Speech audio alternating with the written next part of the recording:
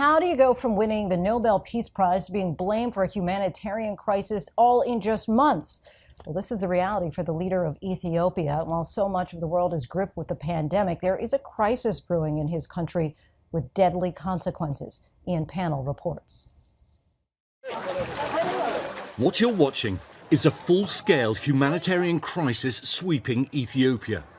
While much of the world is gripped by a virus and vaccine, others are gripped by war and want. Over 40,000 people have fled the fighting and bloodshed in the northern Tigray region, many with nothing but the clothes on their back. If we were in our city, it would be very dangerously. So right now here, at least we are safe.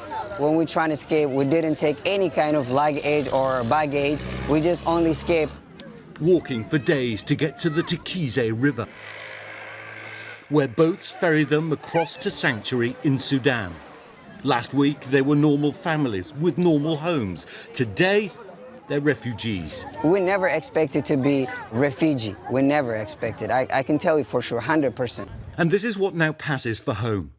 A squalid, tented camp that offers little shelter or dignity. Here, women tell terrible tales of a biblical struggle, some even giving birth while they were fleeing. I gave birth in the desert under the strong sun. No one was around. I didn't have any clothing. Then some people saw me. They came towards me and gave the baby a bath in some random puddle. I've been in this refugee camp 14 days and haven't received anything. I have no clothes to wear. Their exodus is propelled by an all-out war between the ruling party in the Tigray region, known as the TPLF, and Ethiopia's central government.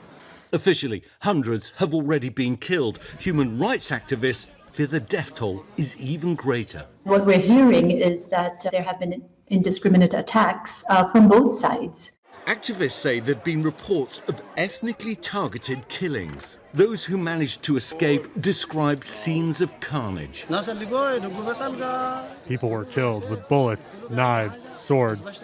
We ran into the desert and then into the mountains to hide. Today we came here and we only just made it.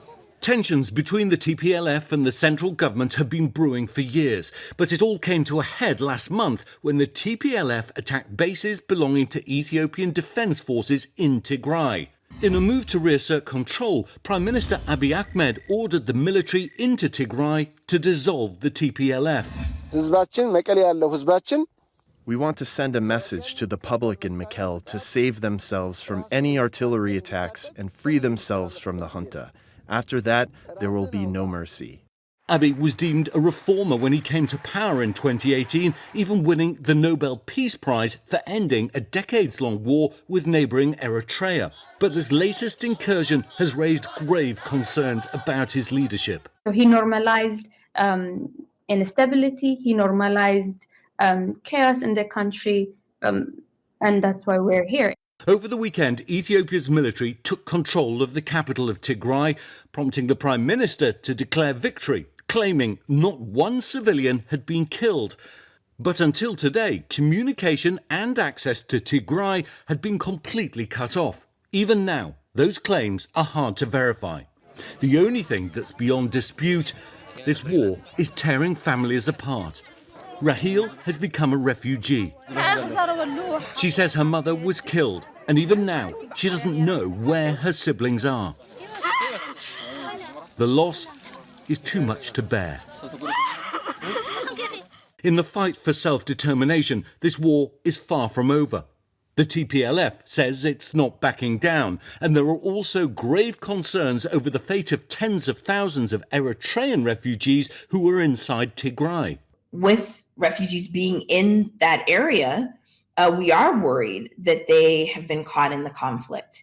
And we do know that without having access to cash, fuel, food, that supplies were very much running out if they hadn't run out already. For weeks, humanitarians had been unable to reach the region. Secretary of State Mike Pompeo went on the record calling for, quote, a start to dialogue and free, safe, unhindered humanitarian access. And today, the government signed a deal allowing access to such aid groups. But for those still in Tigray, the fear is that this war is far from over. that more lives will be lost, more people displaced. And for the tens of thousands who've already fled, Africa's newest refugees, no telling when or if they'll ever be able to go back home. Ian Pannell for ABC News Live. So much uncertainty about just how long they'll be displaced. Our thanks to Ian for that. Hi, everyone. George Stephanopoulos here. Thanks for checking out the ABC News YouTube channel. If you'd like to get more videos, show highlights, and watch live event coverage, click on the right over here to subscribe to our channel. And don't forget to download the ABC News app for breaking news alerts. Thanks for watching.